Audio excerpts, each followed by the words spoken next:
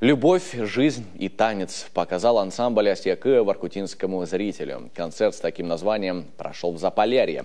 Самый северный город Коми стал третьей точкой гастрольного тура коллектива после Сыктывкара и Кирова. Ансамбль удивил зрителей совершенно новой программой. Это танцевальное шоу, которое отличается многообразием и разнохарактерностью композиций. Таисия Жакова впечатлилась увиденным.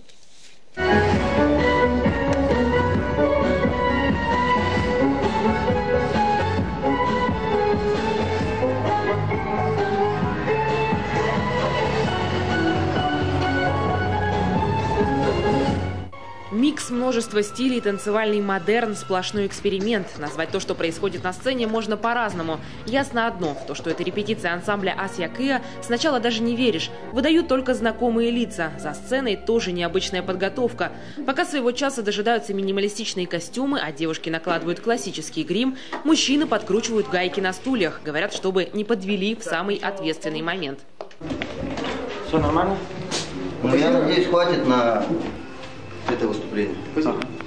Последние минуты приготовления, когда в зале гаснет свет, на сцене начинается сказка. Оставить зрителя без народной хореографии Асия Кыя все-таки не решился.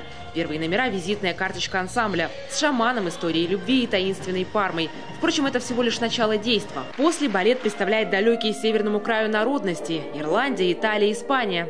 Тут и страстная фламенко, и ритмичный ирландский танец. Постановки у нас проходили, вот эта постановка, в течение 10 дней. И, в принципе, балетмейстер, мы очень к нему внимательно относились, очень внимательно слушали и схватывали все, можно сказать, очень быстро. И сдача, получается, концерта состоялась у нас, все прошло достаточно хорошо, чистенько. Необычно так. Вот для нас это необычно. Хотим показать, что мы не только умеем танцевать народные танцы, но и что-то еще. Вот. Как вы уже знаете, у нас это современная постановка. На моей практике вот таких вот спектаклей, тем более сольных, не было. То есть для меня это впервые. Мне это очень интересно. Я хочу, чтобы и зрители это тоже оценили. Вторая часть еще более необычная. У нее даже свое название – «Ромео и Джульетта на все времена». В движениях угадывается всем знакомый сюжет, но подан он при этом оригинально. Здесь известные мелодии и тоже немало стилей. Один из конфликтов показан в танго. Кстати, вот они, те самые стулья, не подвели, впрочем, как и все остальное. Артисты признались, сцена их приятно удивила. Все впечатлены. Концертной площадкой, залом, акустикой. Пол хороший. То есть вот именно для сегодняшнего концерта это здорово.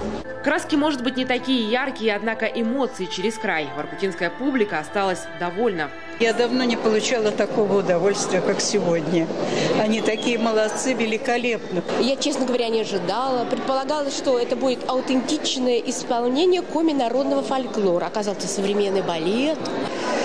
Я даже выходить не хотелось из зала, честное слово. Очень приятно было увидеть такой хороший коллектив с хорошей классической подготовкой. Видно, школа профессиональная.